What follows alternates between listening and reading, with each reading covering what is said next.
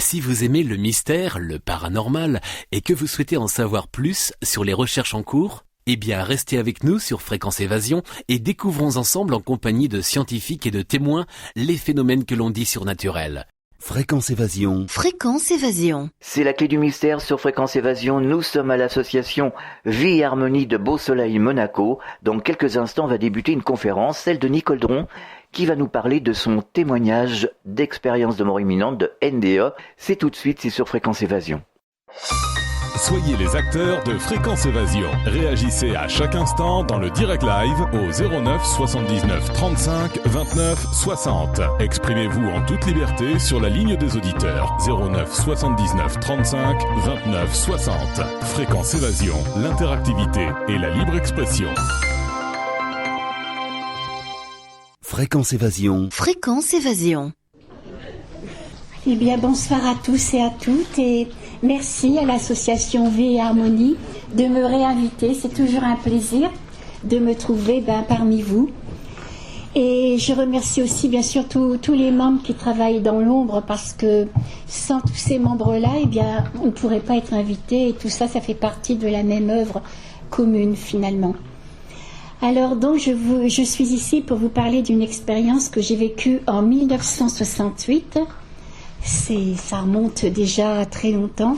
À l'époque, j'avais 26 ans. Ne comptez pas, je vais en avoir 73. Voilà. Et donc, j'ai vécu quand même quelque chose d'important puisque je me suis retrouvée à l'hôpital à la suite d'une très grave hémorragie consécutive à l'accouchement de ma fille. À l'époque, j'avais un petit garçon de 22 mois et je venais de mettre 3 semaines auparavant donc ma petite fille au monde. L'accouchement s'était bien passé, mais il était resté du placenta. Et donc, quand je suis rentrée chez moi, après la période hospitalière, 3 semaines après, j'ai fait une très très grave hémorragie. Et je suis rentrée à l'hôpital avec 5 de tension. Alors donc, on m'a remis, on m'a dit que je rentrerai dans le bloc opératoire le lendemain, quand ma tension serait plus élevée. Et quand j'ai eu 9 de tension le lendemain, je suis rentrée dans le bloc opératoire pour un curetage. Mais au cours de ce curetage, une seconde hémorragie s'est déclarée et on a dû me faire une hystérectomie d'urgence, c'est-à-dire l'ablation de l'utérus. Et donc j'ai vécu cette expérience au cours de cette intervention chirurgicale. Je ne peux pas vous dire à quel moment exactement j'ai vécu l'expérience parce que je suis incapable de le dire. Je me rappelle seulement que lorsque j'ai vu le chirurgien qui se penchait sur moi avec son masque, le bistouri à la main, je lui ai dit, vous savez docteur, j'avais peur quand même, j'étais toute jeune, je lui ai dit, si vous devez me faire quelque chose, surtout attendez bien que je sois endormie. Il m'a dit, n'ayez pas peur mon petit, comptez. Je me rappelle que j'ai compté jusque 7, c'est tout. Puis après, alors maintenant, il y a tout un langage, je dirais, entre guillemets, ésotérique, pour expliquer de telles expériences. Mais à ce moment-là, je ne connaissais rien du tout, je n'avais pas le langage, je ne savais pas ce qui m'arrivait. Disons qu'à un certain moment, je me suis trouvée au plafond, à la hauteur du plafond. Tout ce qui était moi, mes émotions, mes sentiments, tout mon être réel, quoi, mon essence, dirons-nous, était au plafond et je regardais de tous les côtés à la fois parce que j'avais une vision panoramique de 360 degrés et j'éprouvais un sentiment incroyable, celui de me sentir pour la première fois de ma vie exister au-delà de mon corps. On est tellement identifié avec son corps qu'on pense que ce qu'on est, c'est ça, quoi, c'est notre corps. Hein. Tandis que là, j'existais sans lui. Alors franchement, c'est quelque chose, il faut le vivre pour pouvoir se rendre compte de ça. Je prenais conscience bien du personnel médical qui s'affairait. J'entendais le chirurgien qui disait « Vite, vite, vite, un flacon de sang ». Alors, heureusement que c'était à l'hôpital, on allait chercher un flacon de sang, on revenait vite encore un flacon de sang, et ça faisait la queue leu comme ça. Et puis, moi je regardais, j'étais spectatrice tout simplement. Je me suis regardée, et je me suis dit, mais ma fille, mais qu'est-ce que t'es moche. Bon, j'avais 26 ans. Bon, sans être une beauté pour ça, quand on est jeune, on a tout le monde la jeunesse, quoi, pour nous-mêmes. Il m'arrivait de passer devant une glace, puis de me faire des petits sourires. Il y avait plus mal, il y avait mieux, mais il y avait plus mal. Et là, vraiment, j'avais des tuyaux qui me sortaient du nez, tout ça. Je n'étais pas blanche, j'étais cadavérique.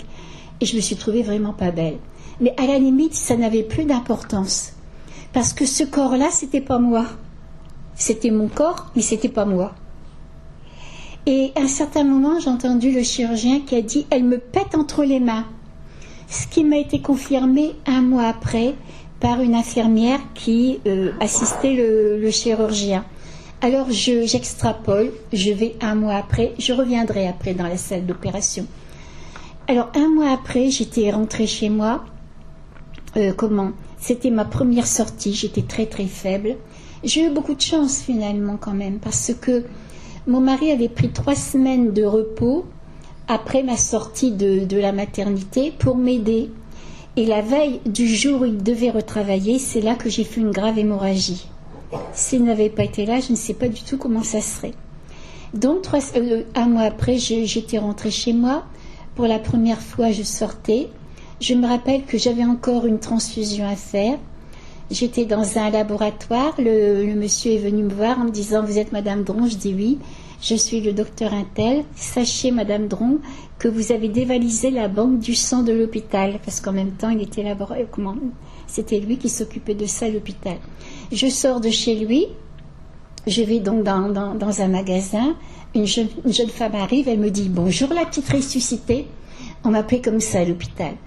Ah, bonjour madame, mademoiselle, elle est encore toute jeune. Je dis, excusez-moi, je ne vous connais pas. Elle me dit, moi je vous connais bien. Je vous connais bien parce que je faisais partie je suis infirmière et j'ai assisté le chirurgien pour votre opération. Dites donc, qu'est-ce que vous nous avez fait peur? Alors c'est vrai qu'on avait dit à mon mari que je revenais de loin, que tout danger semblait écarté. C'est vrai qu'on m'appelait la petite ressuscitée. C'est vrai que pendant les 10 jours où je suis restée à l'hôpital, j'avais pour ainsi dire sans arrêt quelqu'un qui venait vérifier ceci et cela. Bon, je voyais bien que c'était grave. Mais on ne m'avait pas dit clairement que j'étais morte, quoi. Ce sont des choses certainement qu'on ne dit pas. Et alors elle me dit, vous savez, vous nous avez fait peur à toute l'équipe. Alors je dis, qu'est-ce qui s'est passé exactement? Elle me dit, en principe, on n'a pas le droit de le dire, mais puisque vous êtes bien là maintenant. Alors elle m'a dit que mon cœur s'était arrêté de battre pendant 45 secondes avec électrocardiogramme plat et que le chirurgien, c'est là qu'elle m'a dit, il aurait dit, alors je ne sais plus très bien la phrase, mais ça veut dire la même chose, elle me claque entre les mains ou elle me pète dans les mains, vous voyez. Donc déjà, j'ai pu vérifier ça un mois après, ce qu'il m'avait dit, ce que j'avais entendu exactement là. Je reviens donc dans la salle d'opération de l'hôpital. J'ai pensé à mon mari et à mon beau-père parce que mon mari et mon beau-père étaient dans ma chambre quand on m'a transférée de ma chambre à la salle d'opération.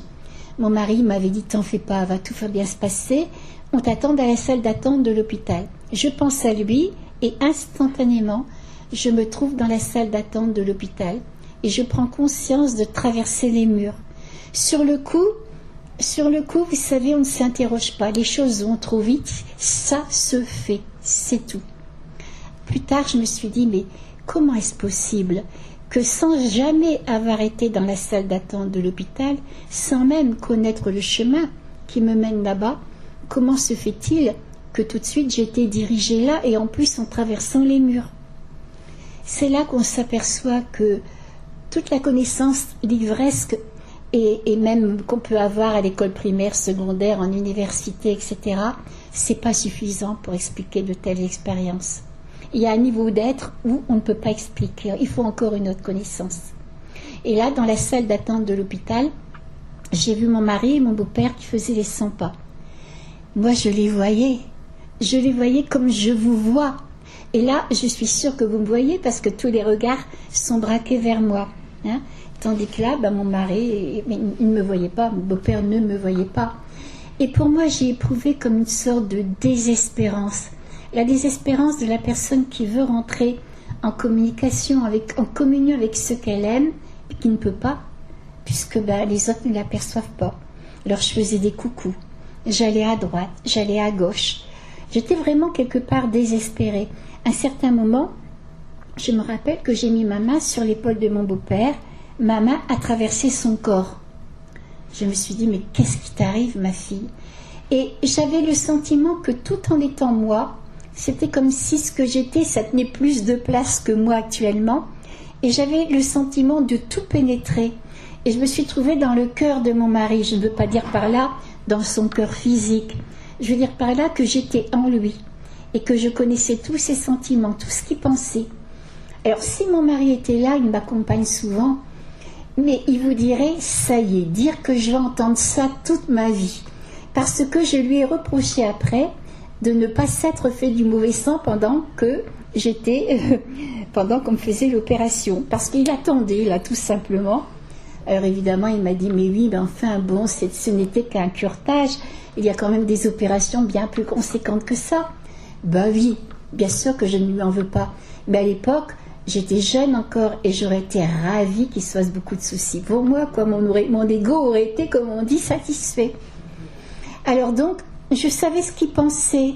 Je savais surtout ce qu'il était en tant qu'être humain, en tant qu'essence. Ça va plus loin que les pensées, que les émotions. La valeur de l'individu. Je savais ce qu'il était. Et la même chose pour mon beau-père. Pour la petite histoire, il faut savoir que mes beaux-parents avaient perdu un fils, le frère aîné de mon mari. Mon mari avait 14 ans quand il a perdu son frère de 25 ans, qui s'est noyé en voulant sauver un camarade de l'eau. Et qui se noyait aussi. Tous les deux, ils sont restés. Ça a été évidemment un drame dans la vie de mes beaux-parents. Et donc, quand j'ai rencontré plus tard mon mari, que nous nous sommes fiancés et plus tard mariés, je savais qu'il m'appréciait, qu'il m'aimait bien. Mais je ne pouvais pas faire autrement que d'avoir le sentiment qu'il m'aimait, mais suivant ma capacité de rendre leur fils heureux. C'était le seul qui leur restait. Et je me disais, oui, il m'aime bien, mais bon, oui, d'accord, mais c'est par rapport à Michel, etc. Et là, j'étais dans le cœur de mon beau-père. Et je me rendais compte qu'il avait beaucoup d'affection pour moi. Vraiment beaucoup. Et qu'il avait peur qu'il m'arrive quelque chose de grave. Il était beaucoup plus âgé, bien sûr, il avait passé la soixantaine. Et il avait peur que mes enfants soient orphelins.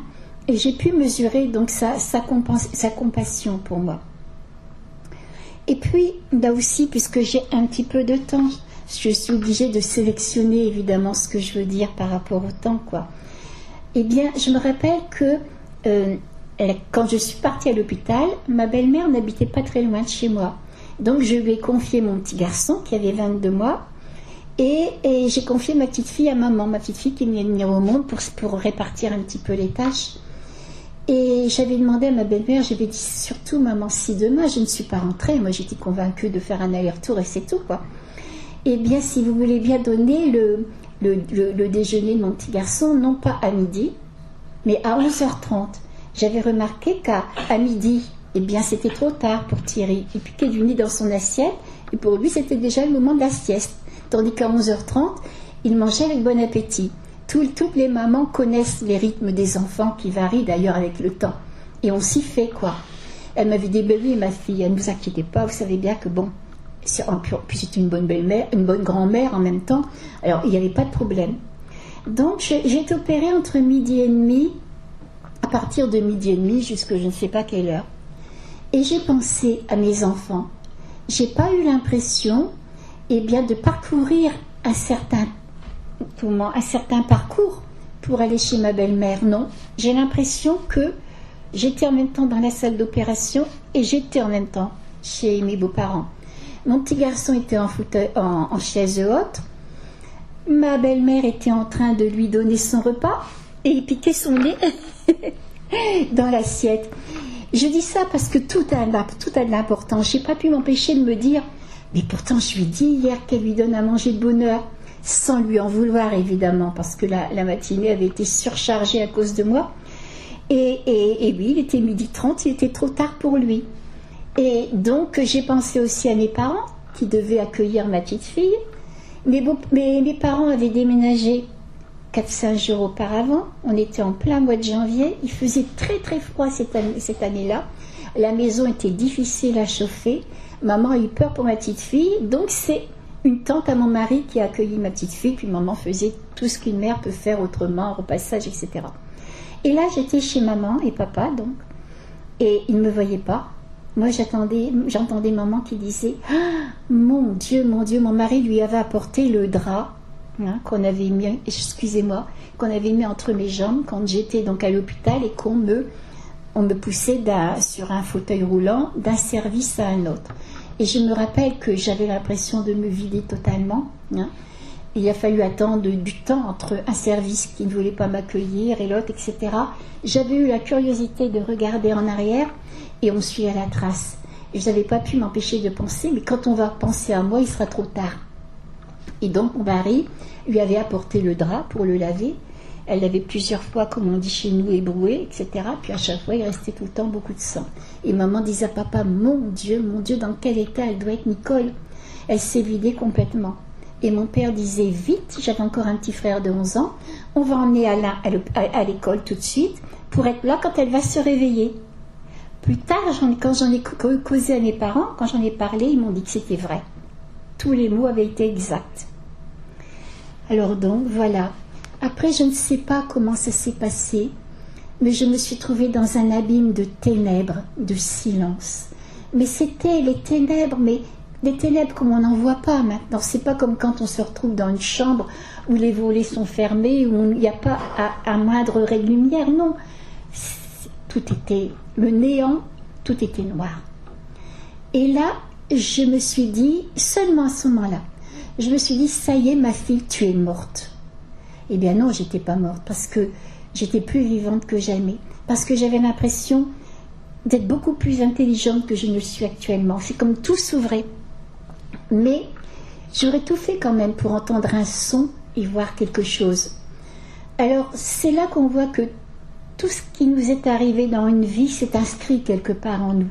Parce que j'ai repensé à des phrases qui m'avaient été dites quand j'allais au catéchisme. Je suis issue de la religion catholique.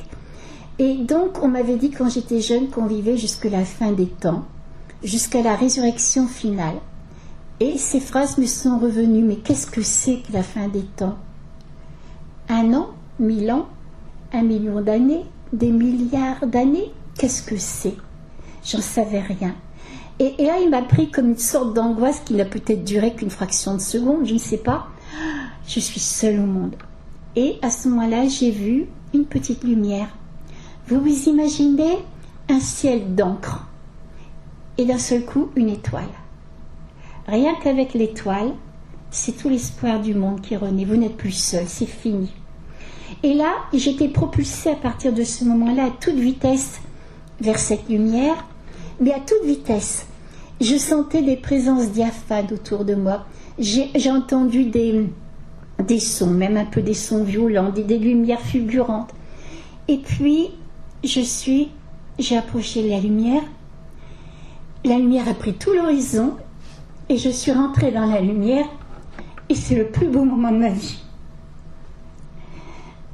Alors vous allez dire, mais pourquoi vous pleurez puisque c'est un si beau moment que ça? Je ne sais pas.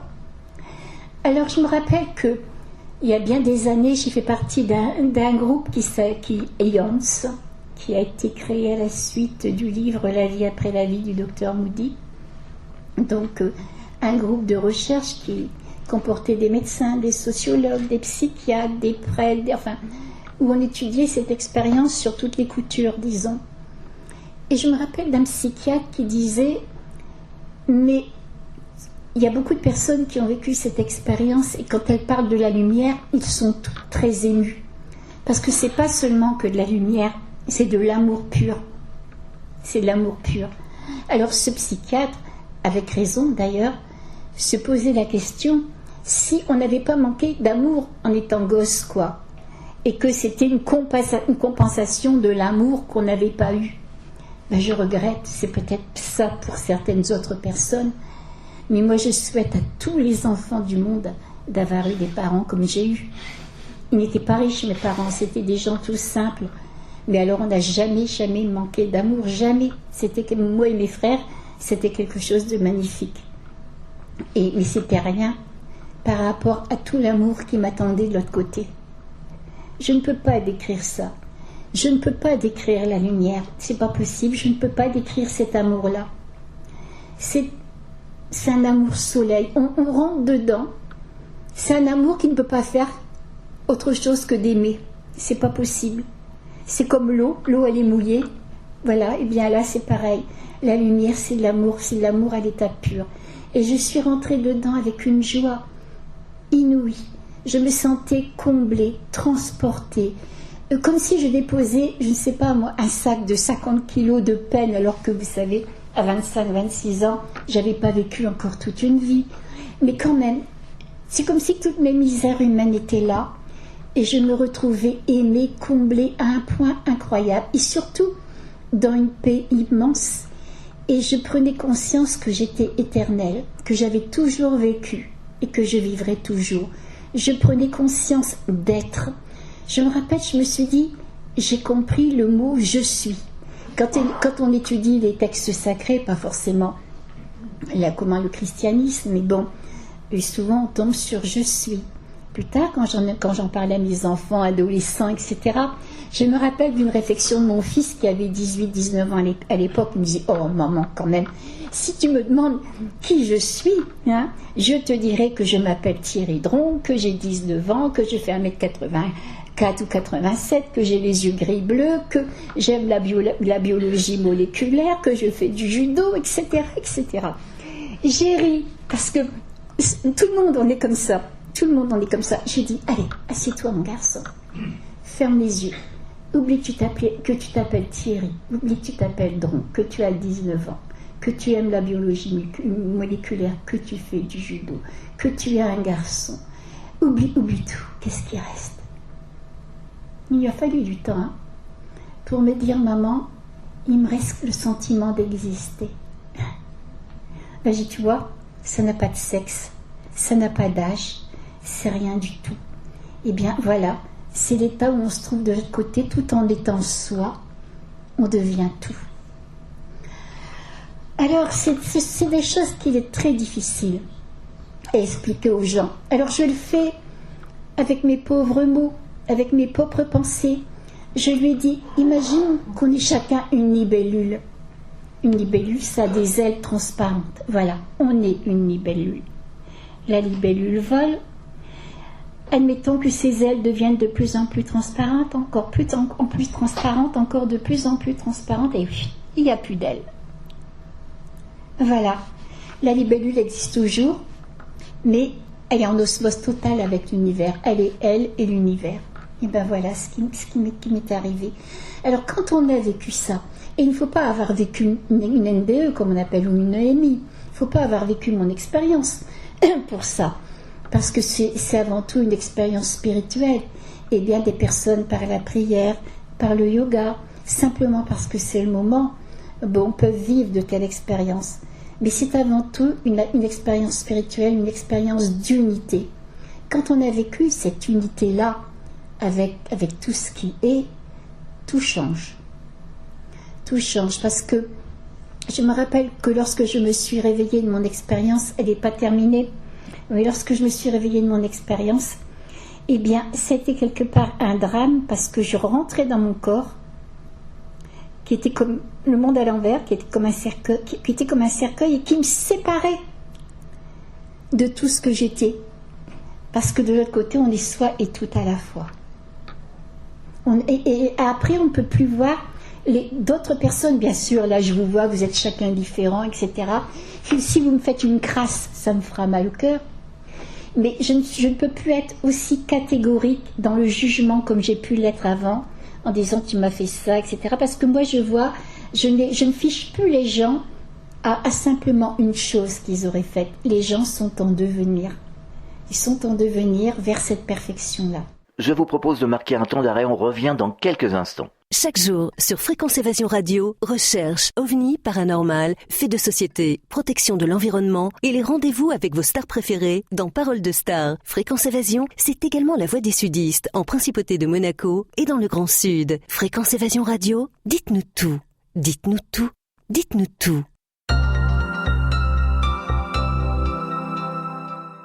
Fréquence Évasion. Fréquence Évasion. Nous sommes de retour sur Fréquence Évasion. C'est la suite de la conférence de Nicole Dron ici à l'association Vie et Harmonie de Monaco. Nicole, c'est à toi. Alors donc voilà, je rentrais dans cette lumière qu'on ne peut plus jamais oublier après.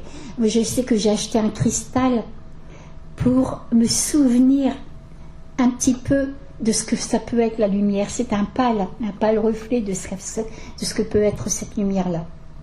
Et dans cette lumière-là, je me rappelle que j'ai vu venir à moi mon petit frère. Les parents avaient perdu un petit garçon de 7 mois alors que j'avais 11 ans. Il était décédé à la suite, pour les personnes de mon âge, peut-être vous souvenez, vous, à la suite d'une toxicose.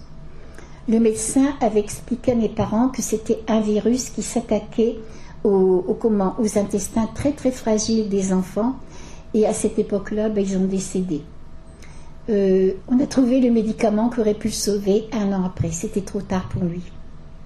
Et donc, il nous a quittés à l'âge de 7 mois. J'avais 11 ans, comme je vous l'ai dit. J'étais quelque part sa petite maman. Je me souviens que quand maman l'attendait, j'avais eu 2 frères avant, mais la différence d'âge n'était pas assez grande pour que c'était mes camarades de jeu, mes autres frères. Là, j'étais plus sa petite maman. J'avais fait des petits chaussons, une petite brassière et tout. Je me rappelle que quand il est venu au monde, je m'extasiais devant les petites oreilles bien ourlées, les petits ongles. Et je me rappelle avoir même dit à maman, mais comment on faisait sans lui? Comment c'était la vie sans lui? Vous voyez?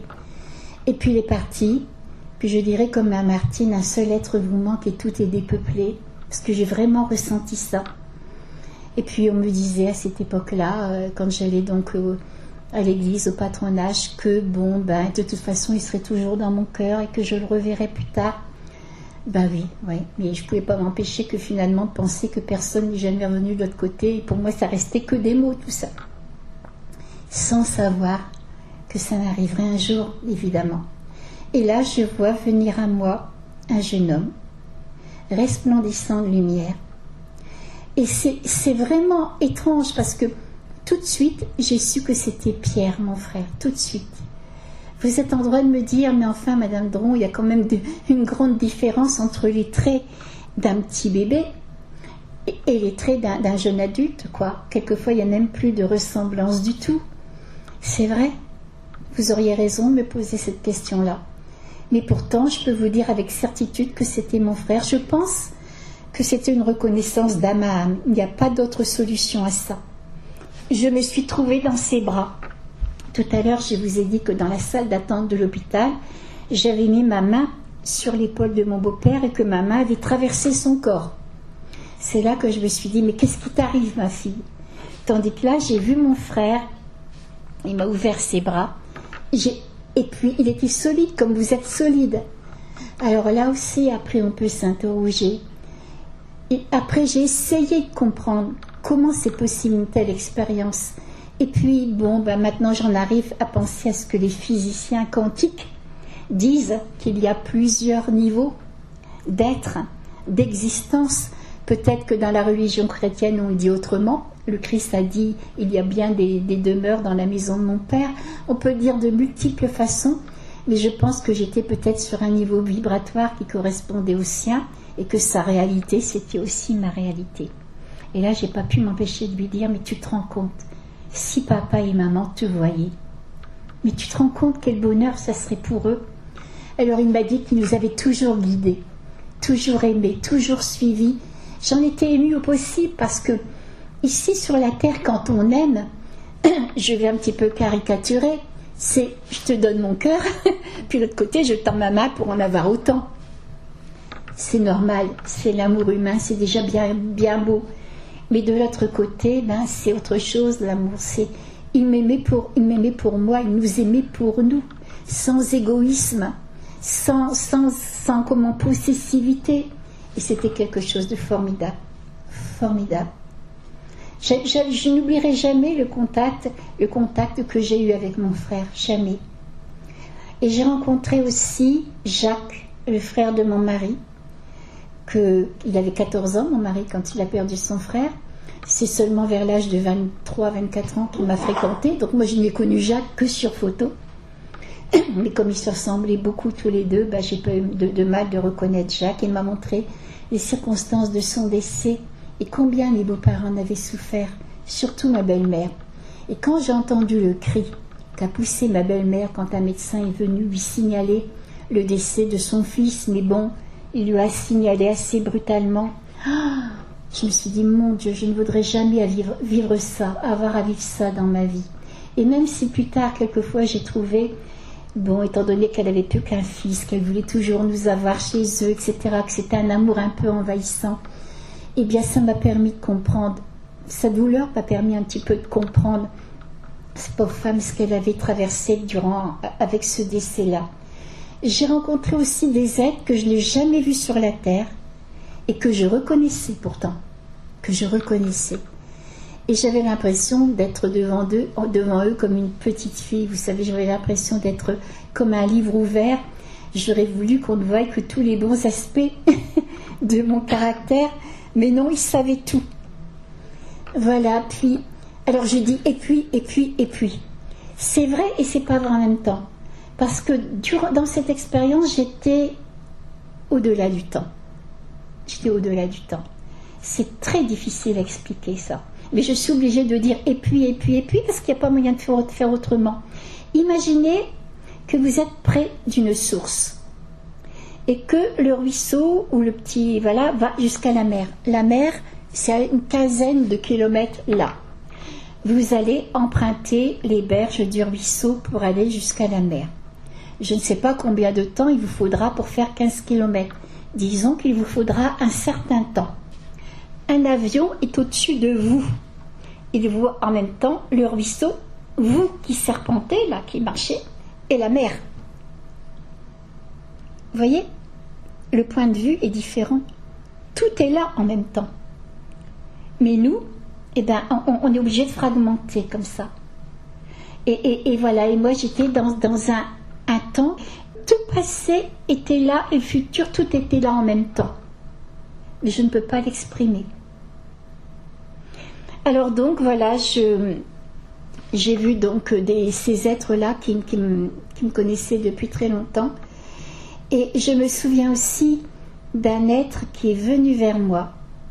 C'est un être que tout le monde, notre cœur connaît. Il ne s'est pas présenté en disant « je suis un tel et un tel ». Non, on le reconnaît. Cet être-là, j'avais l'impression qu'il était l'univers entier, mais qui se mettait à ma portée en tant qu'être. Il m'a demandé « comment as-tu aimé ? Qu'as-tu fait pour les autres ?» Et en même temps qu'il me demandait ça, toute ma vie a défilé, mais à l'envers, de mes 26 ans à la naissance.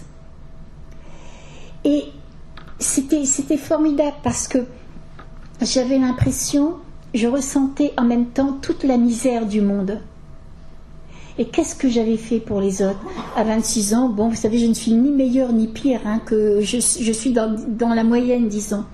Quand j'avais pu rendre service, j'avais fait de bon cœur. Il m'est arrivé de faire mal au cœur aussi parce que ça fait partie de la nature humaine. Disons que j'avais rien fait de particulier. Et là, je me rendais compte. Et si ça, c'est... Je dirais tout le temps qu'il ne faut pas être sorti de Saint-Cyr pour comprendre ces deux petites phrases-là. Comment as-tu aimé, qu'as-tu fait pour les autres ? Mais je sais que jusque la fin de ma vie, eh bien, la compréhension de ces deux phrases-là s'approfondit toujours en même temps. Parce qu'en même temps, c'est comment t'es-tu aimé ? Comment as-tu aimé les autres ? Comment as-tu fait grandir la vie en toi ? Comment as-tu aidé à faire grandir la vie aux autres ? Et quand je dis faire grandir la vie, c'est... Comment dire ça ? C'est ressentir ce que j'ai ressenti de l'autre côté quand on est délivré de tous ces égoïsmes, de toutes ces passions, de tout ce qui nous enchaîne dans la vie. On veut être heureux, et puis on se crée des faux bonheurs, des faux besoins, etc. Et si on n'a pas ça, on n'est pas heureux, on est malheureux. Et de l'autre côté, on est libre de tout ça. On se trouve dans une liberté et un bonheur total. Et c'est ça pour moi le véritable bonheur. Et comment as-tu fait grandir la vie en toi ? As-tu fait un travail intérieur pour reconnaître qu'est-ce qui t'emprisonne dans la vie ? Comment peux-tu aider les autres à se débarrasser de leur misère humaine souvent ? qui cultivent eux-mêmes. Voilà. Et j'ai vu toute ma vie à l'envers, donc de mes 26 ans à ma naissance. C'est bizarre parce que j'étais à la fois deux personnes tout en étant une. Quand j'avais fait quelque chose de bien, j'étais dans le cœur de la personne à qui j'avais fait du bien. Parce qu'on a cette propriété d'être soi et l'autre en même temps. Et quand j'avais été désagréable, eh bien, je me serais mise dans un trou de souris parce que j'étais dans l'autre personne. C'était moi qui ressentais la souffrance que j'avais occasionnée. Je vous assure que c'est une sacrée leçon. Moi, je peux vous le dire, ça. Quand on sait que rien n'est anodin, qu'on fait partie de tout, et qu'on s'interpénètre, et tout ce que je fais, tout ce que je dis, tout ce que je pense, tous les sentiments que j'ai, c'est lié avec d'autres personnes et ça a une répercussion. Franchement, c'est important ça. Alors je me suis aperçue, je revivais tout ça à l'envers, en tant que jeune maman, en tant que jeune mariée, en tant qu'à l'école, en tant que... plein de choses. Je me rappelle la joie de quand j'allais chez mes grands-parents puis que je retrouvais mon petit chien. Voilà, je me rappelle une fois que j'avais volé. Oui, ça m'est arrivé.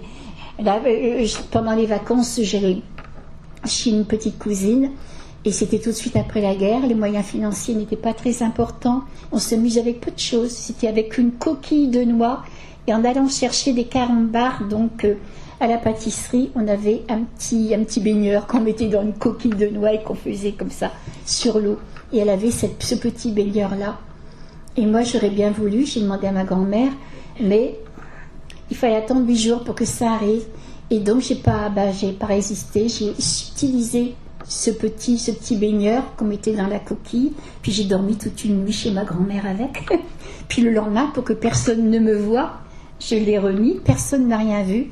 Mais cet être de lumière qui était près de moi là, il ne m'a pas jugé, bien sûr. Il souriait parce que je comprenais que finalement, eh bien, c'était moi qui m'étais fait je m'étais fait du mal à moi-même, tellement j'avais eu peur qu'on me prenne pour une voleuse quelque part, vous voyez. Et j'ai revécu plein de choses comme ça. J'ai revécu le mal que j'avais fait à ma belle-mère quand on était jeunes mariés, on n'habitait pas loin de chez elle. Et tous les jours, on partait travailler, j'ouvrais les contrevents et je reviens à midi, ils étaient fermés. En été, c'était pour protéger les tentures du soleil. En hiver, c'était pour que la maison ne se refroidisse pas, etc. Je comprenais, c'était pas méchant, mais j'étais jeune à ce moment-là. En tant que jeune mariée, j'avais l'impression de manquer d'air, de manquer de liberté. Un jour, je lui ai dit, vous savez, maman, je sais comment vous faites ça gentiment, tout ça, mais je vous en prie, vous vous occupez plus de mes persiennes. Je dis parce que j'ai l'impression de ne pas être chez moi. Oui, ma fille, vous en faites pas, etc. Puis 8 jours après, c'était toujours comme ça. Alors 8 jours après, je lui ai dit, écoutez, maman, eh bien, vous verrez, c'est peut-être pas méchant, mais moi j'ai fermé vos persiennes et puis vous verrez, ça fait pas plaisir. Et je m'étais pas rendu compte, mais là je me suis rendu compte qu'elle a eu de la peine, qu'elle a eu du chagrin. Parce que même si c'était envahissant, elle ne faisait pas méchamment. Donc je me rendais compte de toutes ces choses-là. Et en même temps, donc je voyais toutes les répercussions de toutes les choses en moi et dans les autres. Et en même temps, j'étais ce que j'appelle l'autre Nicole. Alors comment dire ça? Certains diront l'âme, le soi. Qu'importe le mot, c'est ce qu'il y a derrière les mots qui est important. C'est-à-dire, moi je dirais, j'étais la partie de moi-même la plus parfaite quelque part. Celle qui avait la plus grande somme de connaissances et surtout la partie de moi-même la plus juste, qui était capable de voir ce qui n'allait pas en moi. Voilà. Qui était capable de me voir telle que je suis, comme quelqu'un d'autre me verrait s'il me connaissait totalement. Et je pouvais mesurer tous les manques, toutes les faiblesses qu'il y avait encore en moi, tout ce que j'avais à parfaire et à réparer. Et je sais que dans l'amour, dans cet amour absolu dans lequel j'ai baigné, quelque part, il n'y a pas d'accusation, le bien, le mal, le péché, la punition, l'enfer. Non, moi, je n'ai pas connu ça. Mais dans cet amour-là, il y a la justice. L'amour est juste aussi. Et on s'aperçoit franchement, ce qui nous fait très très mal, c'est de nous apercevoir à quel point on a bafoué l'amour, à quel point on a été loin de l'amour, parce que là on s'aperçoit qu'il y a une rigueur qui s'impose et qu'il faut réparer ça. Mais c'est nous qu'on voit ça, c'est nous. Et après je ne peux pas vous dire, parce que j'ai eu l'impression d'être des millénaires en arrière, vous voyez. Et quand je vous dis après, c'est en même temps, mais je suis obligée d'employer des mots. J'ai eu l'impression de voir la naissance de la Terre. Je voyais des géants qui se promenaient sur la Terre. On m'a parlé de civilisations disparues. Je retiens l'Atlantide. On m'a demandé si je voulais revenir ou si je voulais rester de l'autre côté. C'est un petit peu comme si vous demandiez à une goutte d'eau si elle veut rester une goutte d'eau bien séparée des autres ou si elle veut devenir un océan. Vous avez envie de devenir un océan. Vous avez envie de vous agrandir. Et j'ai tout le temps dit à mon mari, à mes enfants, si j'avais pu vivre à la pointe de mon âme, quand je dis à la pointe de mon âme, je veux dire dans la partie supérieure de moi-même, eh bien, j'aurais été capable de remettre mon mari et mes enfants dans les bras de la providence divine, en sachant que même si je ne revenais pas sur terre, tout irait bien pour eux. J'ai toujours pensé que l'amour maternel, c'était peut-être l'amour le plus altruiste qu'il puisse exister sur terre. Et c'est vrai, je ne voulais pas que mes enfants soient orphelins. Je voulais à la fois rester de l'autre côté, mais si je redescendais un petit peu dans l'échelle de ma conscience, je ne sais pas comment dire ça, bien non, je redevenais plus humaine et je ne voulais pas que mes enfants soient orphelins. Mais en étant juste, je ne voulais pas qu'ils tendent les bras à une autre maman que moi. Je voulais que mon mari soit heureux, mais pas dans les bras d'une autre femme. Et oui. Alors je ne sais pas si c'est à cause de toutes ces raisons qu'on m'a fait revenir sur la terre, ou si c'était prévu comme ça, mais on m'a dit que je reviendrais dans mon corps, mais que j'oublierais beaucoup de choses parce qu'il le fallait. Et moi, avec ma vie, je me suis dit, ils veulent que j'oublie beaucoup de choses. Eh bien, je vais faire en sorte de m'en souvenir. Et pourtant, quand je me suis réveillée, c'est comme un grand voile, il ne me reste que des bribes de tout ça. Et je me souviens qu'on m'a dit que si j'avais accepté de rester de l'autre côté, j'aurais toujours pu être dans le cœur de mes enfants. Pendant des années, en conférence comme ça, j'ai dit ça, mais sans mesurer exactement l'importance de ce que je disais. Et un jour, j'ai reçu une très belle lettre d'un monsieur qui était belge. Je lui ai demandé d'ailleurs la permission d'en parler. Et il me disait, Madame Dron, quand vous disiez que vous auriez toujours pu être dans le cœur de vos enfants, moi j'étais au fond de la salle et je pleurais. J'ai perdu mon épouse il y a quelques mois. J'ai encore une petite fille de 11 ans à charge. Quand sa maman était gravement malade, bien sûr qu'elle faisait des fréquents séjours dans les hôpitaux, mais quand elle revenait, ma petite fille, quelquefois, elle a réveillé la nuit pour faire des gros câlins parce que elle pensait bien qu'un jour, elle savait bien qu'un jour ou l'autre, maman ne serait plus là. Ce jour-là est arrivé. Et un mois après, j'ai dit à ma petite fille, mais je ne te comprends pas. Maman n'est pas là? Tu ne pleures pas? Tu ne t'ennuies pas après maman? Et la petite fille de dire, j'en ai attrapé la chair de poule, non, je ne m'ennuie pas après maman parce que je suis remplie de maman. Alors il m'a dit, vous savez, je suis ingénieur, je ne sais plus en quoi. Voilà. J'ai conscience d'avoir quand même une bonne culture, un bon niveau culturel, etc. Mais je me suis rendu compte que j'étais rien, que ma petite fille, avec l'intelligence du cœur, elle avait compris les choses mieux que moi. Voilà, alors on me disait que Dieu était la force, le mouvement et la vie. Que tout ce qui allait dans le sens de l'unité, c'était bien. Que lorsque je mourrai, on ne me demandera pas à quelle religion, à quelle philosophie, à quelle race j'appartiens.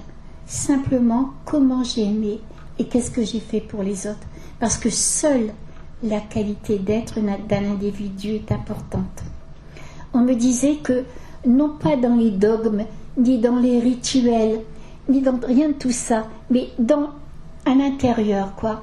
À l'intérieur de chaque religion, philosophie, il y a toujours quelque chose de bien. On me disait que sur les plans intérieurs, le Christ, Bouddha et Mahomet travaillaient ensemble à la régénération de la terre. On me disait que notre planète n'était pas une planète sacrée. De l'autre côté, je comprenais tout. Hein. Vous savez, on comprend tout. Plus tard, j'ai eu, dans ma conscience humaine, à redécouvrir ça. Et voilà, et je sais maintenant que ce qu'on appelle une planète sacrée, c'est une planète dont le niveau de conscience des habitants, eh bien, les habitants vivent en paix. Ils ont un niveau de conscience, disons, élevé, qui leur permettent d'être au-delà des mesquineries, finalement. Et on me disait que notre Terre était en train de passer l'épreuve pour être une planète sacrée. Je ne sais pas si vous vous rendez compte de notre responsabilité en ce moment. Voilà. Qu'est-ce qu'on me disait aussi? Que la vie était partout dans l'univers. Et on me montrait d'autres humanités. Voilà. Pendant très longtemps, j'ai même, non pas occulté, mais ne pas dit volontairement certaines choses, parce que il y a 20 ans, c'était tellement déjà gros de dire qu'on pouvait vivre, parce que moi je suis convaincue que la mort n'existe pas, même si je ne suis pas là pour prouver quoi que ce soit, c'est mon expérience personnelle, mais j'en suis persuadée. Mais c'est tellement déjà gros pour la plupart des gens de dire ça, que si après on ajoute, eh bien qu'à certains moments on m'a montré comme une immense cavité à l'intérieur de la Terre, comme un immense laboratoire, ne me demandez pas où, je ne sais pas où on y faisait... Comme si on y faisait des manipulations génétiques. Ça m'a laissé un drôle de goût dans la bouche, si on peut caricaturer ça comme ça. Puis je me rappelle aussi, on m'a conduit comme dans un très grand astronef, où j'ai vu des hommes grands, blonds, intelligents. Et dans mon cœur, je les appelle des pères maintenant, parce qu'ils m'ont dit, je me rappelle avoir eu tout un enseignement, je n'ai retenu que ça, qu'ils nous avaient aidés, pas seulement génétiquement, mais en conscience, à évoluer aussi. J'ai le sentiment qu'il peut y avoir plusieurs sortes d'humanité dans l'univers, mais qu'il y a vraiment des gens qui sont très très très bien, peut-être d'autres moins bien, j'en sais rien. Donc, point d'interrogation, je reste ouverte, disons, à tout ça, sans pouvoir le prouver matériellement, évidemment. On m'a dit que le Christ allait revenir sur la terre, que c'était imminent. Bien sûr, vous êtes en droit de me dire, mais enfin, quand même, le Christ, vous placez cette expérience, parce que pour moi, l'expérience que j'ai vécue, eh bien, elle se situe au-delà de toute église. Quand je dis église, c'est institution religieuse. Pour moi, l'église, il n'y a qu'une seule église dans le monde, c'est l'amour, l'église de l'amour. Après, il y a ce que les hommes font, des églises ou des philosophies, etc. Je fais très bien la différence. Et donc, pour moi, maintenant, je vous l'ai dit, la véritable église, c'est de l'amour. Il n'y a qu'un seul chemin qui conduit à cet amour-là. C'est le chemin de la transformation, ce qu'on appelle la voie. Hein? Eh bien, on y accède, évidemment, en se transformant, en laissant tomber nos égoïsmes, nos passions, etc. C'est tout un long chemin. C'est pas facile, mais voilà. C'est le chemin de la transformation de la chenille en papillon. Et donc on me disait que le Christ allait revenir sur la terre, mais attention, on me disait que le Christ n'appartenait à aucune religion. On me disait, le Christ est la plénitude de Dieu dans chaque individu. C'est la conscience et l'amour développés au maximum dans un être humain. J'ai pleuré. J'ai pleuré parce que j'ai compris, parce qu'on me montrait tout ce qui risquait d'arriver plus tard sur la terre si on ne changeait pas. Et j'ai pleuré parce que j'ai compris que la seule chose importante qu'on nous demande de faire, ce n'est pas d'avoir de l'argent, des belles voitures, des belles maisons, d'essayer d'être connu par le pouvoir, l'argent, le sexe, etc., par tout ce qui vous donne l'impression d'exister. Tout ça, c'est misérable par rapport à ce que j'ai vécu. Hein? Eh bien, l'important, j'ai compris que c'est de devenir consciemment l'état de conscience dans lequel j'ai vécu de l'autre côté. De s'approcher le plus en plus possible de cet amour-là, de cette connaissance, de cette liberté qu'on éprouve quand on n'est plus soumis, vous voyez, à l'appel de l'argent ou de ceci. Attention, hein, il est tout à fait normal d'essayer d'avoir une bonne situation dans la vie. Il est tout à fait normal d'essayer d'avoir des examens pour ne pas tendre la main à tout le monde. Il y a ce qui est normal, mais il y a aussi ce qui est anormal. Hein. Il y a des scènes, par exemple, des scènes d'émulation entre les jeunes dans le sport, dans ceci, dans cela. Bon, mais il y a aussi, eh bien, toute cette propagande qu'il faut réussir tout le temps, qu'il faut être le plus fort, qu'il faut être ceci, cela. Non, voilà, ça va plus, quoi. Et alors, quand on est libéré de tous ces faux semblants, eh bien oui, on est dans un bonheur et dans une paix que rien d'autre ne peut nous apporter sur la terre. Et donc, on m'a dit qu'il allait revenir sur la terre, que c'était imminent. Imminent, c'est quoi? 1 an, 20 ans, 100 ans, j'en sais rien. Mais je comprenais que ce qui nous était demandé, c'était cette transformation intérieure. Parce que quand chacun, individuellement ou collectivement, on aura réussi, eh bien, à changer un petit peu, à devenir plus fraternel, plus humain, plus ouvert aux autres. Fini les guerres, fini tout ça. Nous allons marquer une pause. Nous retrouverons Nicole Dron juste après. Chaque jour sur Fréquence Évasion Radio, vos rendez-vous quotidiens. Écoutez Fréquence Évasion en téléchargeant l'application iPhone ou Android et retrouvez-nous sur www.fréquenceévasion.com. Infos, chroniques, interviews et détente. Fréquence Évasion Radio, dites-nous tout. Fréquence Évasion. Fréquence Évasion. Nous sommes de retour sur Fréquence Évasion, toujours en compagnie de Nicole Dron, qui nous parle de son témoignage, de sa NDE, vécue en 1968. Nous reprenons le cours de la conférence. Vous savez, en 1968, il n'y avait pas de chômage. Et moi, j'ai vu un chômage qui s'étendait sur le monde entier. On me montrait tout ce qui risquait d'arriver si on ne changeait pas. Attention, j'insiste beaucoup sur le si, parce que je me rappelle encore en Belgique, un certain moment où un monsieur dans la salle m'avait dit « Madame Dron, je m'excuse de vous interpeller, mais on sent que vous ne dites pas tout. » Il me dit, alors il me disait « Moi, vous savez, je suis luxembourgeois, je sais qu'en 91, donc c'était juste avant, que la Russie va envahir donc le Luxembourg et la Belgique. J'ai acheté 75 hectares de terrain et j'ai fait construire un bunker. » Non mais je ne sais pas si vous voyez là, la peur. Qu'est-ce que ça peut engranger, la peur? Alors je ne sais pas s'il vivait déjà comme une taupe, mais enfin voilà. Alors je lui dis non monsieur, je dis ce n'est pas que je veux cacher quoi que ce soit, mais alors je vous parlerai après de ce qu'on m'a montré. Je dis on ne me disait pas que ça allait arriver, on me disait que ça pouvait arriver si on ne changeait pas de conscience, si on ne s'amendait pas. Il a attendu que tout le monde soit parti, il est venu me voir après en me disant « Vous pouvez bien me le dire à moi. » Vous voyez? Alors donc on me montrait en 68 qu'il y aurait un chômage qui s'étendrait sur le monde entier. On me parlait d'une peste qui s'étendrait sur le monde entier. Alors certains m'ont dit « Vous ne croyez pas que c'est le sida ?» Peut-être, je n'en sais rien. Vous savez, sous le nom de peste, il y a on peut mettre tellement de choses. Peut-être que c'est la vraie peste, j'en sais rien. Mais on m'avait montré ça, ou une maladie qui ressemblerait qui serait aussi grave au moins qu'une peste. On me montrait des éruptions volcaniques, des tremblements de terre, la nature qui s'emballait. Et surtout, j'ai vu avec une peine immense, mais immense, comme une violence qui s'installait. Et plus tard, quand j'ai dit à mon mari, bien des années après, quand j'ai dit, tu sais, malheureusement, si un jour les temps devenaient difficiles et que s'il y avait la famine, etc., je voyais des bandes qui viendraient, qui violeraient, qui voleraient, qui pilleraient. Mon mari m'a dit, écoute, enfin, Nicole, on n'est pas en Amérique, quoi. Mais maintenant, on sent que si les temps sont difficiles, ça pourrait arriver, parce qu'il y a cette violence. Et je ne suis pas, vous savez, une révolutionnaire dans l'âme, pas du tout.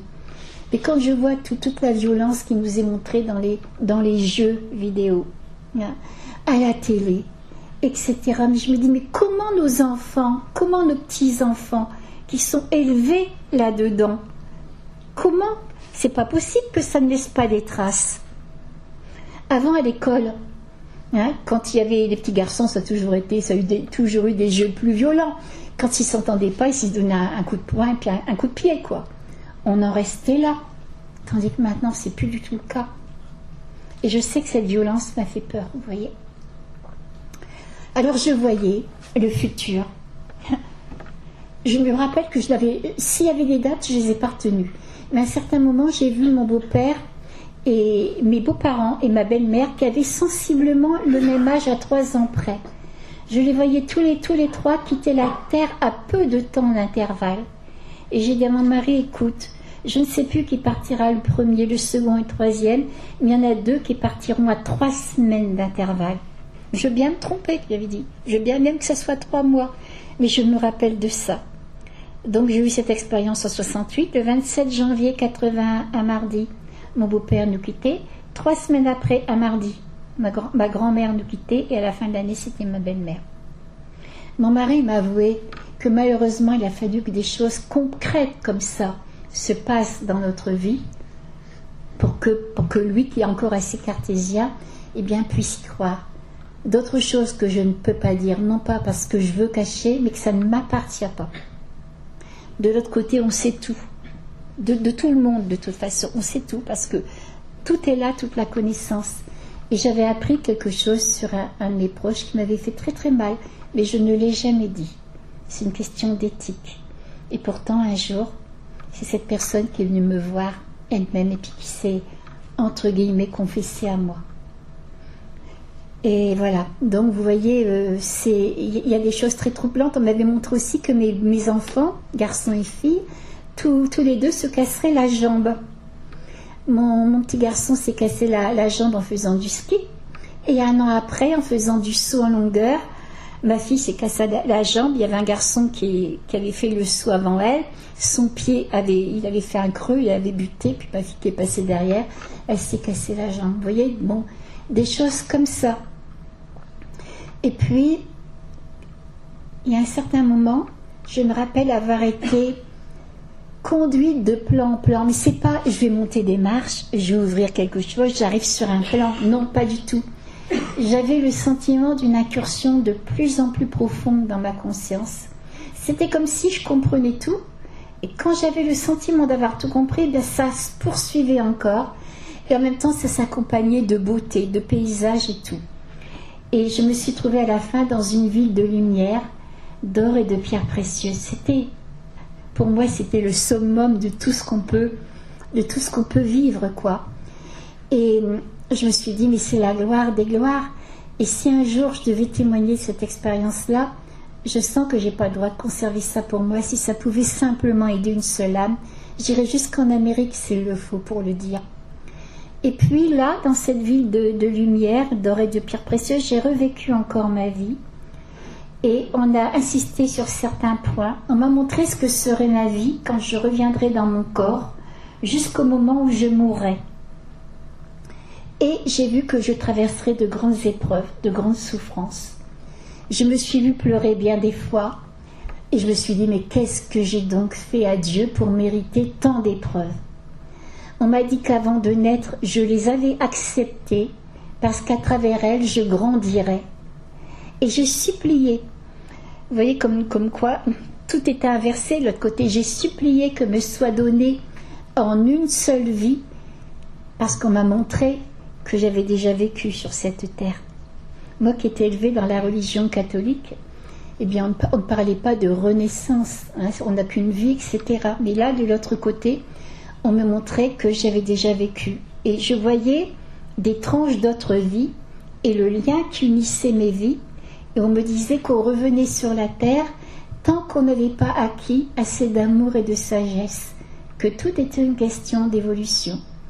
Et j'ai rencontré depuis des personnes qui ont vécu la même expérience que moi, dont une qui est très proche de moi maintenant, qui est comme une sœur d'âme. Et elle, on lui a montré ce concept des renaissances autrement. On lui a montré une grande roue sur laquelle était marqué vie, mort, vie, mort, vie, mort. Et à chaque fois qu'elle disait vie, elle se rappelait une vie terrestre.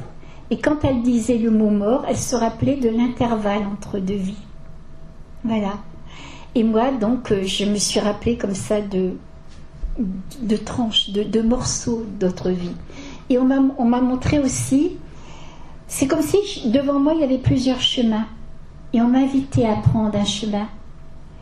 Et j'étais dans le cas d'une personne qui, admettons, aurait fait des études universitaires, qui aurait envoyé des curriculums à différents patrons et qui aurait reçu des réponses. Mais qu'est-ce qu'elle avec des choix qui étaient flatteurs, mais qu'est-ce qu'elle devait prendre pour que ça corresponde le mieux à son profil, hein? Ben moi j'étais comme ça. Sauf qu'on me disait que si je prenais une route, n'importe quelle route que je prendrais, dans n'importe quelle route, même si le décor était différent, même si les êtres étaient différents, ça serait toujours la même leçon de vie. Parce que c'était la leçon que mon âme avait acceptée avant de naître. Voilà. Et je sais que j'ai vu vraiment des choses extrêmement difficiles, hein, mais de l'autre côté, je suppliais que me soit donné en cette vie-là tout ce qui me restait à vivre dans d'autres vies. Parce que pour moi, l'enfer, c'est pas ailleurs. L'enfer, c'était ici, sur cette terre. Et je ne voulais plus continuer. Et on m'a dit qu'on ne pouvait me donner plus que mes épaules ne pouvaient supporter. Mais vous voyez ici, sur la terre, le critère du bonheur, c'est être en bonne santé, aimer, être aimé, vivre décemment. Si on peut se partir en vacances, c'est très bien, etc. Bon, c'est tout à fait logique, normal. Mais de l'autre côté, on a une autre vision des choses. Et cette vision-là, pour moi, c'était qu'est-ce qui me manque intérieurement? Parce que je n'avais qu'une envie, c'était de rester dans cette ville de lumière. Qu'est-ce qui me manque intérieurement? Et on est prêt à accepter les plus grandes épreuves, vous voyez?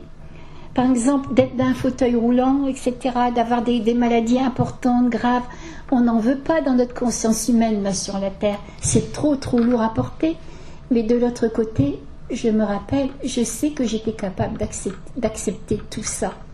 Parce que j'avais ce que j'appelle le regard de l'aigle. C'est-à-dire que je voyais tout ce que mon âme en bénéficierait. Si je dois apprendre la tolérance, la patience, l'amour, l'ouverture, eh bien tout ça, ça me permettait d'accéder à ça. On m'a montré un mur de pierres précieuses. On m'a invité à être une pierre dans ce mur-là. De l'autre côté, les symboles, c'est un langage. Et après, j'ai redécouvert ce langage-là dans un livre qui s'appelle « Le symbolisme du corps humain » d'Annick de Souzenel, mais il y en a d'autres, où la pierre brute, ça représente, si vous voulez, l'être humain avec ses défauts, ses qualités, mais plus ses défauts que ses qualités. Et la pierre précieuse, c'est l'être humain qui a fait un certain travail d'affinement, de purification intérieure. Et je sais qu'on me demandait ça. J'ai vu venir à moi un être très très beau. Et je ne peux même pas dire si cet être-là, c'était un homme ou une femme. Impossible, d'ailleurs on n'y pense même pas. Mais il dégageait une énergie masculine et féminine à la fois. Je lui ai tendu les bras, je lui ai dit « Je veux me marier avec toi ». Et en même temps, je prenais conscience que cet être-là, c'était moi. Mais moi, à la fin des temps. Mais c'était la réalisation de moi-même. C'était ce que j'étais sur le plan le plus élevé de moi-même. Et je vous assure, c'est une sacrée leçon d'humilité en même temps. Parce qu'on se rend compte de tout le chemin qui nous reste à faire pour être ce qu'on est déjà sur un autre plan. Pour être ce qu'on est déjà. Et que dans notre vie terrestre, on a fait alliance quelque part avec la matière et qu'on n'a pas encore réussi à réaliser. Et c'était là aussi que je comprenais que toutes les plus grandes épreuves, les joies, les souffrances, nous on dit c'est bien, c'est mal. On veut ce qui est bien, on ne veut pas ce qui est mal. Mais de l'autre côté, c'est expérience, c'est tout. C'est une expérience qui nous conduit plus loin, à nous connaître à nous-mêmes et à éveiller en nous tout ce qu'il y a de meilleur. Et j'ai rencontré une dame en Suisse plus tard qui a eu la même expérience que moi. Elle m'a dit, tu sais bien Nicole, que tout ça, ce sont les blessures qui guérissent. Parce que toutes les épreuves comme ça, ce sont des blessures. Mais à travers ces blessures-là, à travers ce qu'on pense que ça fait mal, ça fait souffrir, il arrive quelque chose, eh bien, qui nous ouvre le cœur quelque part, qui nous donne ce qui nous manque quelquefois. Voilà, alors je ne sais pas si mon frère m'a accompagnée jusque dans cette ville de lumière, je ne me rappelle plus. Mais je me rappelle que nous nous sommes fait nos adieux. Il m'a dit de ne pas parler de cette expérience avant 17 ans, Parce que si je le faisais, ça serait considéré par les milieux médicaux, scientifiques, comme un traumatisme consécutif à un choc opératoire. Il fallait que j'attende. Alors là, je vais vous dire une anecdote quand même, comme quoi tout est lié. Il y a bien des années, il y a peut-être bien 10-15 ans maintenant, j'étais invitée dans le sud de la France à partager cette expérience. Et dans la salle, il y avait une dame. Et à la fin, je demande s'il y a quelqu'un qui a vécu la même expérience. Cette dame-là se lève. Elle me dit, moi, madame, j'ai vécu cette expérience et je viens voir si vous dites la vérité. C'était son droit absolu, bien sûr. Ben, je dis, qu'est-ce que vous en pensez? Elle me dit, oui, ça ne trompe pas. Et en plus, j'en ai la preuve. Je dis, ah bon, quelle preuve? Elle me dit, madame Dron, on vous a demandé d'attendre 17 ans, donc 68, 17, 85. Et moi, j'ai vécu cette expérience en 74, on m'a demandé d'attendre 11 ans. Mais ni l'une ni l'autre, on savait pourquoi. Vous voyez, mon mari, qui a beaucoup de bon sens, lui, m'a dit, écoute, j'ai commencé à lire le livre La vie après la vie du docteur Moody dans les années 78-79. Mon mari m'a dit, il y en a beaucoup en Europe qui ont lu ce livre-là à peu près à cette période-là. Il faut, comme une maladie, mais ce n'est pas une maladie, il faut un certain temps d'incubation. Peut-être qu'il fallait attendre 85 pour que les consciences s'ouvrent à ce concept-là. J'en sais rien. Et mon frère m'a dit, avant que je revienne dans mon corps, tu diras à papa et à maman d'être très indulgents à la fin de la vie de notre grand-mère maternelle. Alors là, c'est pareil, je voyais l'avenir. Et je voyais je voyais qu'il y aurait, à la fin de la vie de ma grand-mère, non pas une dispute entre elle et mes parents, ils s'aimaient trop pour ça, mais comme un malentendu. Et je me rappelle qu'en me réveillant, je me suis dit, c'est pas possible, ça ne peut pas arriver. Et pourtant, c'est arrivé. Je vais vous dire pourquoi. À la fin de sa vie, ma grand-mère a fait ce qu'on dirait maintenant un Alzheimer. À ce moment-là, on disait un ramollissement cérébral. Et donc, elle habitait à une quinzaine de kilomètres d'où j'habite. Et je me rappelle, tous les mardis, maman et moi, je prenais ma petite voiture, puis on allait chez elle et on lui faisait son ménage. Tous les week-ends, mes parents allaient la chercher. Puis un jour, elle n'a plus voulu venir comme ça, en prétextant qu'elle était trop fatiguée. Puis vu son âge, bien sûr que ça pouvait être ça. Et puis, ma grand-mère, c'était une femme de la campagne, simple, mais avec un cœur immense. C'est très rare quand je l'ai entendu dire du mal de quelqu'un. Très, très rare. Et là, voilà, elle disait un con contre un, et puis même contre mes parents. Et mes parents l'ont su, puis ils ont eu vraiment, vraiment mal au cœur. Et un jour, on s'est trouvés chez elle, alors que le médecin de famille passait. Il a pris mes parents à part en leur disant, vous savez, surtout ne faites pas attention. J'ai diagnostiqué telle pathologie et malheureusement, ça ira de mal en pis. Et même ça, vous voyez, c'était vrai. Même ça, c'était vrai. Alors, je ne me rappelle pas comment je suis sortie de mon corps. Pas du tout. Mais je me rappelle comment j'ai réintégré mon corps. En passant par ma tête. Alors, il y a quelqu'un qui s'appelle Jean Morzel, qui a fait une expérience comme la mienne, qui le dit très bien. Qui dit, Jean Morzel, il dit, il avait l'impression de rentrer dans un gant de velours. Peut-être que je suis moins poète que lui, mais moi j'ai eu l'impression de rentrer dans les chaussettes. Et alors, donc, et là je dirais, pour moi, là c'est le drame de l'existence quelque part pour moi, parce que de l'autre côté, comme je le disais tout à l'heure, j'étais moi et tout à la fois. Et là, je reviens dans mon corps, paf, allez, bien imité. Je reviens dans mon corps et après on oublie que les autres sur un certain plan, c'est nous aussi. On est dans notre corps, on se regarde chacun comme des êtres différents. Quelquefois on s'en veut, quelquefois on se fait du mal. Puis sur un autre plan, on n'est qu'un, quoi. Et je me rappelle que quand je me suis réveillée, on a dû me réveiller par une paire de claques. Le chirurgien me l'a expliqué plus tard. Je ne me suis pas réveillée dans une salle de réveil comme j'ai été en plusieurs fois opérée après, et ça se passait comme ça. Tandis que là, j'avais été endormie en urgence. Il fallait vite que je me réveille. Et je ne sais pas si c'est à cause de cette paire de claques, mais quand je me suis réveillée, eh bien, toute ma souffrance s'est réveillée aussi. J'étais ouverte du nombril au pubis, j'avais 24 attaches. Mais quand je me suis réveillée, j'avais encore dans les oreilles une musique magnifique. J'ai jamais entendu rien d'aussi beau sur la terre, jamais. Plus tard, j'ai appris qu'on parlait de la musique des sphères. Franchement, j'en sais rien si c'est ça. J'ai essayé de retrouver dans la musique sacrée ou dans les grands classiques quelque chose qui pourrait correspondre à cette musique-là. Jamais. Jamais. Mais surtout, à l'arrière-plan de cette musique, il y avait une paix, il y avait une sérénité, un accomplissement total, l'impression d'avoir tout compris, l'impression de tout savoir. Et cette plénitude-là, j'aurais voulu la conserver à tout jamais. Malheureusement, c'est parti. Je le regretterai tout le temps, bien sûr, c'est une grande frustration. Puis en même temps, je me dis, mais merci à la vie, quoi. Cette certitude-là, je ne peux pas vous la communiquer comme ça. C'est pas possible, il faut l'avoir vécu. Mais merci à la vie, parce que maintenant, je sais que la mort n'existe pas. Hein. Je sais que la vie est extrêmement importante. C'est pas simplement un moment sur la terre à passer en essayant, comme me disait une amie, métro, boulot, dodo, puis extirper tout ce qu'il y a de meilleur, essayer de vivre à fond la caisse, comme disent les jeunes. Mais non, notre vie c'est un don, un don du ciel, de la providence, n'importe quoi, qu'importe le mot. C'est vraiment un don qui nous est donné pour prendre conscience de qui on est, pour être. Si cette expérience, je pouvais la classer en 2 mots, c'est simple. Avant, j'étais dans l'avoir, voilà, et après, être. Alors, qu'est-ce que ça veut dire dans l'avoir avant ? Eh bien, oui, d'accord, on dit qu'on vit après, mais après tout, personne n'est revenu pour le dire. En attendant, essayons de profiter de la vie de toutes les manières possibles.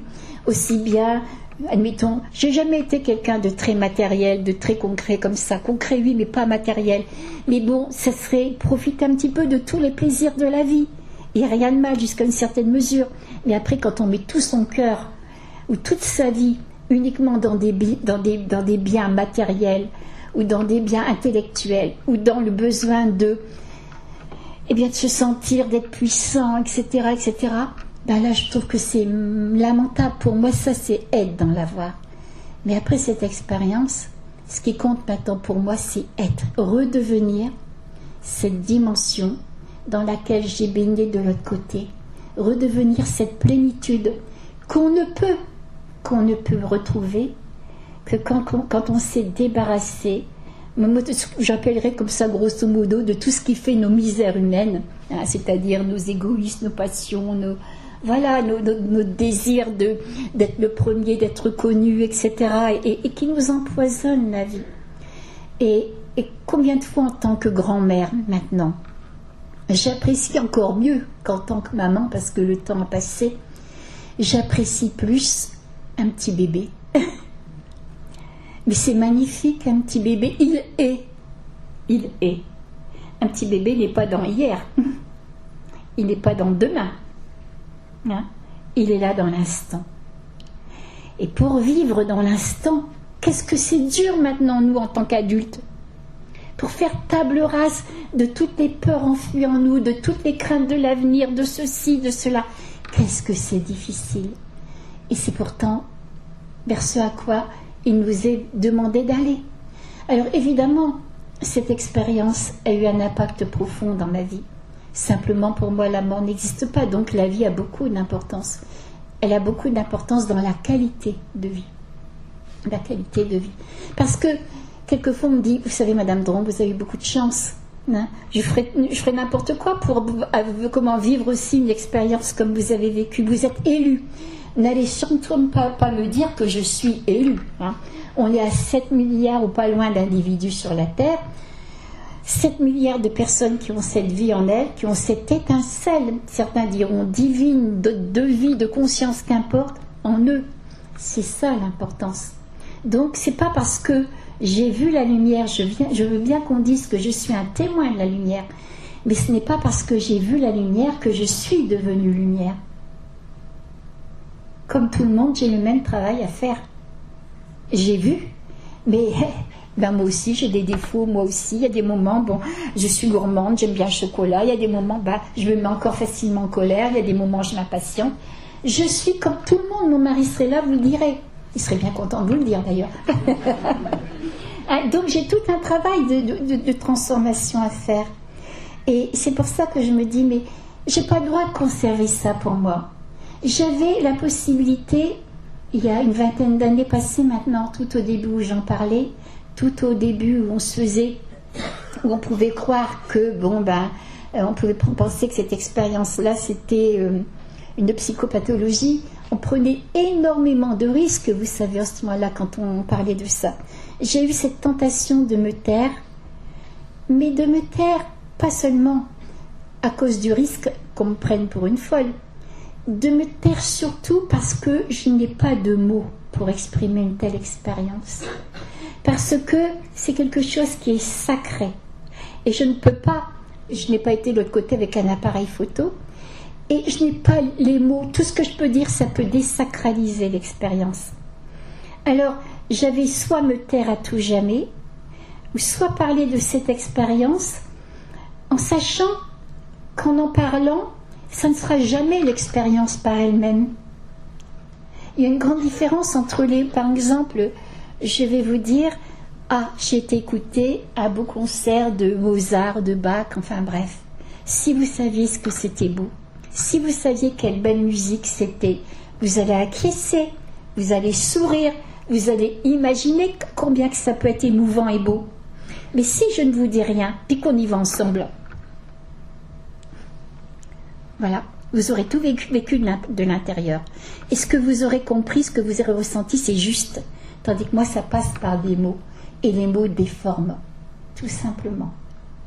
Mais je me suis dit, tant pis, je prends le risque d'en parler, même si ça peut déformer, même si c'est pas vrai à 100%, parce qu'en plus, j'ai bien le sentiment que ça passe par le filtre aussi de ce que je suis.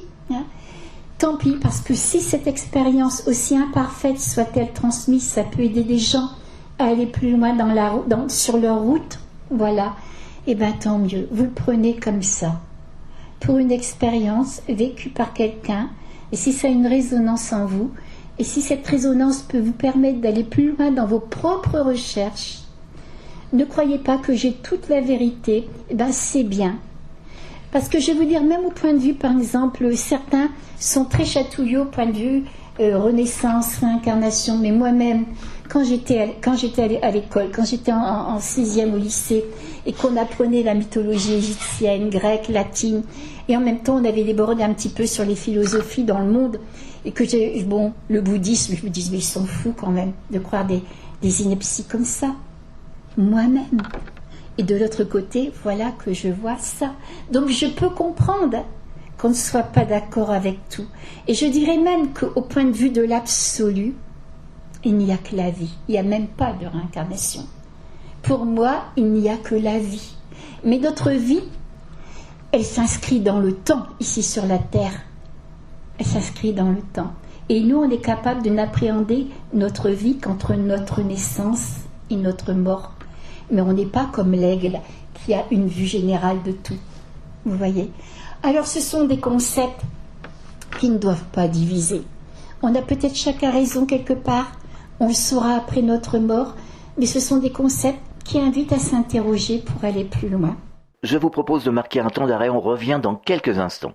Abandon, maltraitance, massacre. La souffrance animale ne connaît ni limite, ni frontières. Depuis près de 30 ans, la Fondation Brigitte Bardot intervient aux 4 coins du monde. En mer, comme sur terre. Vaccination, sauvetage, création de refuges, réintroduction en milieu naturel. Nous remportons chaque jour des victoires contre la maltraitance. Continuons le combat. Fondation Brigitte Bardot. Ne laissons pas les animaux sans défense. Fréquence Évasion. Fréquence Évasion. Nous sommes de retour sur Fréquence Évasion. C'est la suite de la conférence de Nicole Dron ici à l'association Vie et Harmonie de Monaco. Nous reprenons le cours de la conférence. Maintenant, évidemment, ça a changé toute ma conception sur la vie. Comme je vous l'ai dit, pour moi, l'important, c'est d'être. Mais je suis contente aussi qu'on s'interroge, que maintenant les milieux scientifiques et religieux vont beaucoup plus loin. Je sais que dans la salle, je ne sais pas où il est, mais il y a Gérard qui est là. Et que, il a vécu lui aussi cette expérience et qu'il a vu aussi toute la la progression dans les milieux scientifiques et religieux. Il y a eu 2 congrès qui ont été faits ces dernières années à Martigues et à Marseille par une jeune journaliste, Sonia Barkala, qui a un caractère, qui a une pêche d'enfer, qui n'a pas eu peur de mettre, même, vous savez, au point de vue argent et tout, donc tout en cause pour défendre une cause, et qui a fait bouger les choses dans les milieux médicaux d'une façon incroyable. Et moi, j'en ai pleuré quand j'ai entendu donc à Martigues le docteur Pim van Lommel, qui est un cardiologue néerlandais, déclarer que la conscience n'était pas le produit du cerveau, mais pouvait être délocalisée du corps humain. Et là, j'ai vu 7 ans après, à ce fameux congrès de Marseille l'année dernière, eh bien, on n'essaie plus maintenant de montrer d'interviewer des personnes comme moi et d'autres qui ont vécu cette expérience. C'est un fait acquis. Il y a des millions de personnes dans le monde qui peuvent en témoigner. C'est terminé, c'est acquis. Mais maintenant, j'ai vu que ça y est, c'est ouvert à la conscience, au concept de la conscience et de la spiritualité. Et je voudrais terminer en disant, je me rappelle encore, il y a une 20aine d'années, je me rappelle encore d'une dame âgée qui était venue me voir, qui m'a dit, Madame Dron, quand est-ce que vous allez faire un livre pour raconter votre expérience? Ah, j'ai dit, je sais que je le ferai un jour, mais je n'ai pas encore. Elle me dit, n'attendez pas que je sois morte pour le faire, comme ça, vous voyez. Ça m'avait émue. J'ai toujours su que je devais témoigner de cette expérience par écrit. Mais j'ai voulu me donner le temps, parce que pour moi, l'important, ce n'était pas de dire, vous voyez, j'ai fait telle expérience, on est des millions à l'avoir fait. L'important pour moi, c'était de montrer les répercussions d'une telle expérience dans une vie. Ça, c'est important. Et puis, bien sûr, ce qu'on m'avait montré sur le futur de l'humanité, sur les signes qu'on m'a donnés aussi, enfin, beaucoup de choses. Mais j'ai pas eu le temps, parce que j'ai maman qui était gravement malade. Mais il y a quelques années, en 2009 exactement, mais alors j'ai senti l'urgence. Hein, mais là, je ne pouvais plus dire non, il fallait que je le fasse. Avec une telle urgence que tout de suite j'ai pris ma plume, il fallait. Et puis, c'est seulement en écrivant mon livre que je me suis rendu compte pourquoi je ne l'avais pas fait auparavant. C'était d'une évidence, mais c'était clair, parce qu'auparavant, je n'aurais pas pu tout dire. Il a fallu que j'y aille progressivement. Parce qu'il y a des choses qui auraient été trop fortes il y a 25 ans pour les milieux médicaux et scientifiques. Ça aurait bloqué. Et on n'est pas bête. On le sent. Et donc j'étais progressivement, puis d'un seul coup, je peux tout dire. Même cet aspect spirituel de l'expérience qui est si important pour moi, qui est le cœur d'ailleurs de l'expérience. Et je suis heureuse maintenant d'avoir fait ce bouquin qui m'a permis de tout dire. Pour les personnes qui ont un animal, tout à l'heure j'entendais Christiane qui en parlait, je ne peux pas parce que c'est encore... Bon, de l'autre côté, j'ai vu le chien que j'aurai plus tard dans ma vie. Vous voyez, même les petites âmes d'animaux sont là. Et donc, évidemment, ça change tout. Alors, en ce moment, c'est l'approche de la mort qui est changée. Je me rappelle quand j'étais donc à Martigues en 2006, il y avait eu donc une revue de presse la veille, et il y avait des gens qui interrogeaient le docteur Moody et puis d'autres sommités médicales qui étaient là. Puis un journaliste qui m'a dit, mais on a quelqu'un qui a vécu l'expérience, Madame Dron, qu'est-ce que vous en pensez? Qu'est-ce que vous êtes venue rechercher là-dedans? Et j'avais peur de dire quelque chose parce que qu'est-ce que je suis, moi, vis-à-vis quand même de tous ces êtres-là? Puis je me suis dit, allez, ma fille, c'est le moment ou jamais. Et c'est là que j'ai dit, oui, pour moi, je sais que c'est très important, mais on ne peut aborder cette expérience qu'avec d'autres critères. Je dis ici, par exemple, au point de vue médical, on voit notre corps humain qui est fait de cellules, de biologie, d'os, de ceci, de cela, du cœur, des poumons. Il faut que tout ça s'harmonise bien, voilà. Mais on ne peut pas aborder cette expérience uniquement avec des critères habituels. Parce que, eh bien, de l'autre côté, on voit, il y a l'énergie. Maintenant, notre corps est fait d'énergie. Pour moi, c'est une évidence, tout ce qui est acupuncture, homéopathie, etc. Toutes les médecines parallèles, c'est une évidence. Et je vais encore plus loin. Nous sommes un corps de conscience.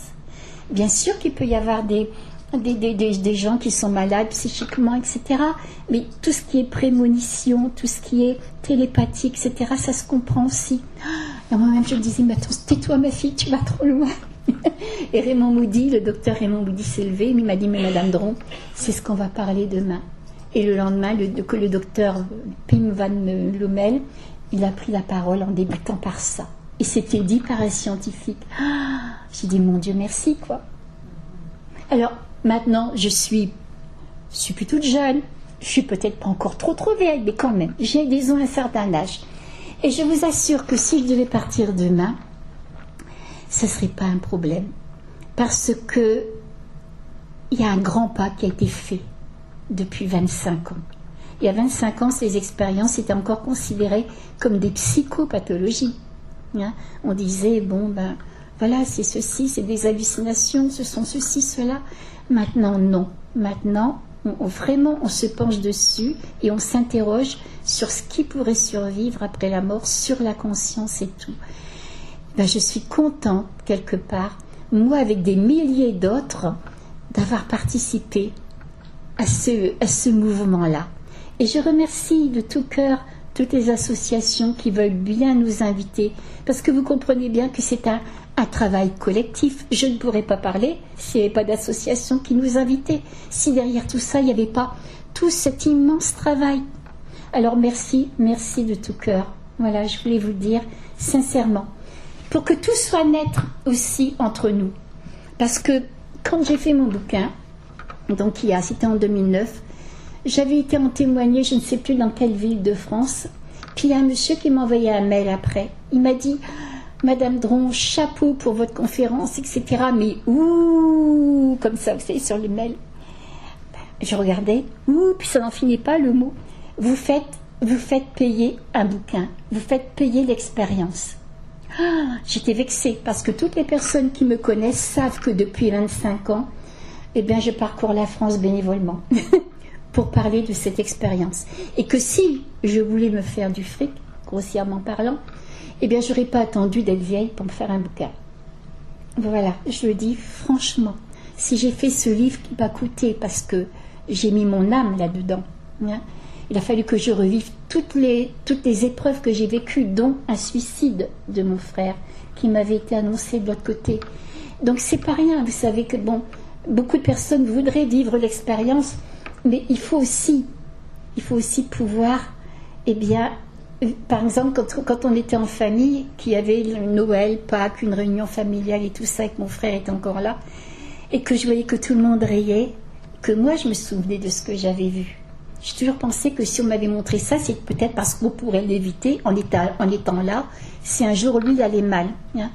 Eh bien, moi j'étais comme ça, j'avais un regard derrière et je me disais pourvu que ça n'arrive pas. Vous voyez, c'est pas toujours facile à vivre.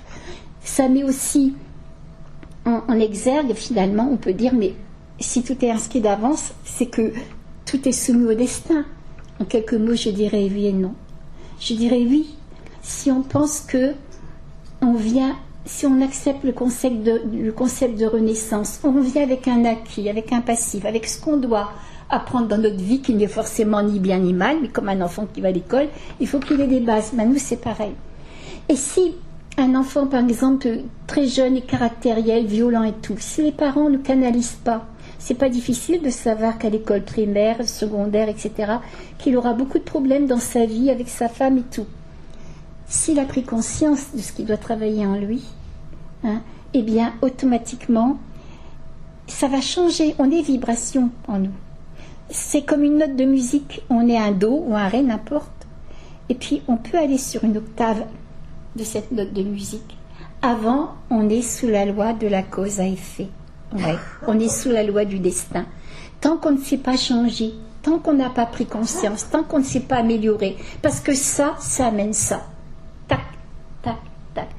Mais dès qu'on fait un petit travail intérieur, on modifie notre conscience, on modifie notre champ vibratoire.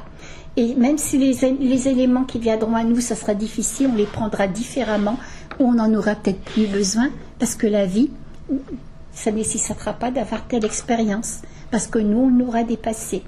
Donc vous voyez, j'ai compris plein de choses comme ça. Alors donc, je voudrais dire aussi que les droits d'auteur de mon livre sont versés intégralement à une association. C'est un monsieur et sa femme que j'ai connus depuis très longtemps, depuis 25 ans. Lui, il est comment?